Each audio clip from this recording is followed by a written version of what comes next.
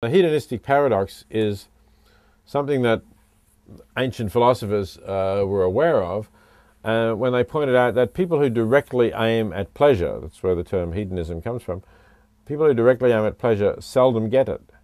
They end up finding the things that they thought would give them pleasure not satisfying, not pleasing to them. On the other hand, people who don't aim at pleasure but aim at something else, some activity that's worthwhile in itself, and they get absorbed in the moment of doing what they're doing, have what psychologists sometimes call flow, they actually get enjoyment and fulfillment out of it. So the paradox of hedonism is, if you want to get more satisfaction, more happiness out of life, don't aim for happiness. Aim for something else. It's commonly thought, especially in utilitarianism, that happiness is the ultimate goal, the metric by which we should determine whether or not our actions are ethical. What makes the most people happy, in this view, is good. I've always had a problem with this and couldn't quite put my finger on what was wrong with it, but I think I now know what it is. In evolutionary terms, we could say that happiness functions as an eternal reward for our achievements. Happiness serves as the biochemical carrot on the stick that continually eludes us, yet motivates us to progress to greater and greater heights, thereby increasing our chances of survival. Our happiness, therefore, is a byproduct of aiming at something else, and is not to be obtained by setting our sights on happiness alone. So happiness is really just a means. It can't be the ultimate goal. The real ultimate goal is progress, achievement. I'm seeing this more clearly now. Happiness isn't the ultimate goal, because think about it. You can achieve instant happiness by doing drugs and other stimulants that directly lead to happiness. But those can't give you the deeper satisfaction of, let's call it, earned happiness. If happiness was the true goal, hedonism would be the correct philosophy. But we know it's not, because we can't just constantly do drugs and have sex. We need structure. We need something deeper than mere neurochemical happiness. This it? This what it's all about, Manny. Eating, drinking, fucking, sucking, come on, snoring, then what?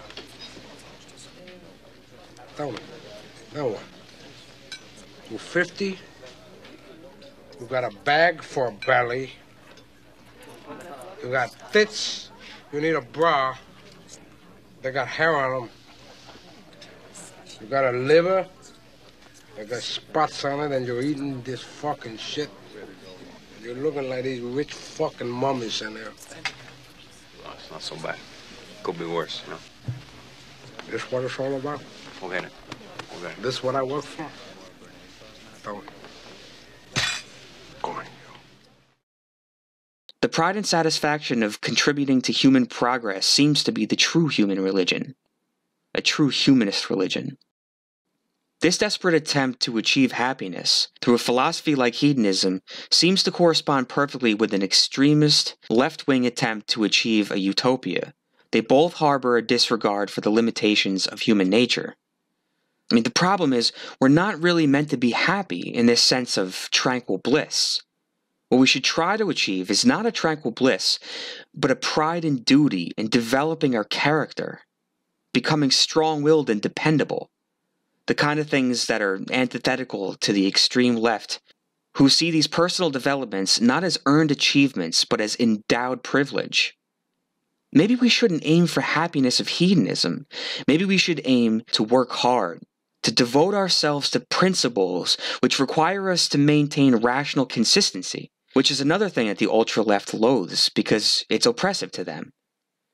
Science as a whole is a product of Western modernity, and the whole thing should be scratched off. Western modernity is the problem that decolonization directly deals with, to say that we are going to decolonize by having knowledge that is produced by us, that speaks to us, and that is able to accommodate knowledge from our perspective. So if you're saying that you disagree with her approach, it means that you are vested in the Western and Eurocentric way of understanding, which means you yourself still need to go back internally decolonize your mind, come back and say, how can I re-look at what I've been studying all these years? Because Western knowledge is very pathetic, to say the least. I, from a decolonized perspective, believe we can do more as new knowledge producers, as people who are given the ability to reason or whatever is that people say we do when we think or rationalize. So decolonizing the science would mean doing away with it entirely and starting all over again to deal with how we respond to the environment and how we understand it. Thank you. Of course, any pressure to work hard is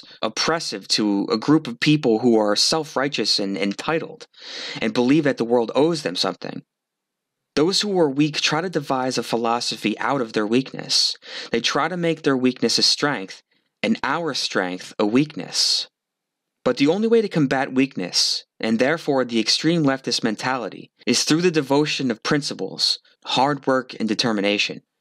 We can't get stronger and overcome life's obstacles by pandering to that very weakness. If we continue to pacify this weakness and assert failures as virtues, it will lead to the complete destruction of our character, and therefore our society. An extreme manifestation of this victimization mentality is found in the affirmation of failure in the gangster hip-hop culture, in which the focus isn't on the goodness of character building, duty, etc. The focus is on granting the most respect to those who are the greatest victim, who had the longest prison sentence, who sold the most drugs, or who got shot the most times. This is what garners the most respect in a culture that embraces victimization. It's the epitome of extreme leftism.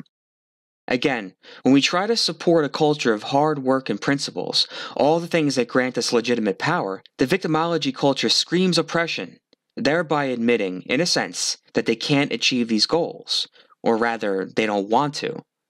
So if in their minds they can't achieve these goals, an expectation to do so is considered oppression.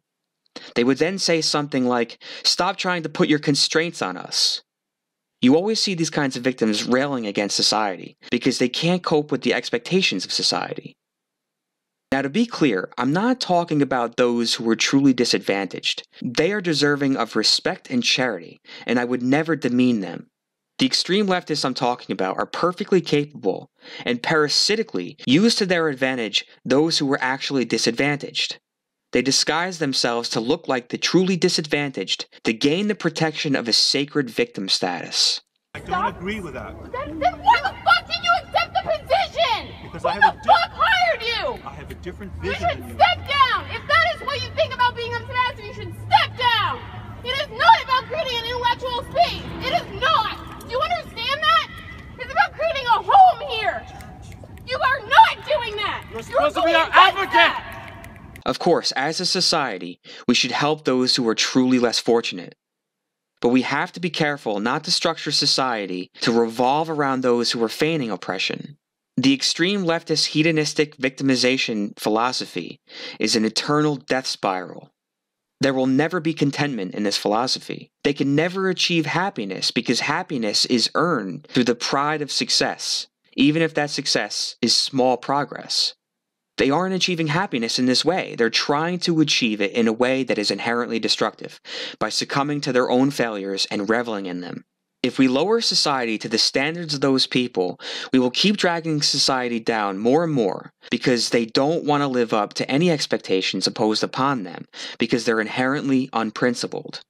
If society's standards are reduced to their level, their standards will reduce once again to remain lower than that reduced level because they will always want to do less and less until they reach the point of stillness, until the complete loss of progress in society, because that's what they want. They want death, because the stillness of bliss is inherently opposed to the dynamic nature of life. Their philosophy is ultimately synonymous with death. But they don't want to die alone. They want to feel justified in their failures. They want to be justified in their hatred. Again, it's one thing to be truly incapable of success in life given some unfortunate circumstances out of one's control. We should be truly sympathetic to that. But we can't be sympathetic to extreme leftists who aren't just weak and incompetent, but who have a death wish and want to bring everyone down with them.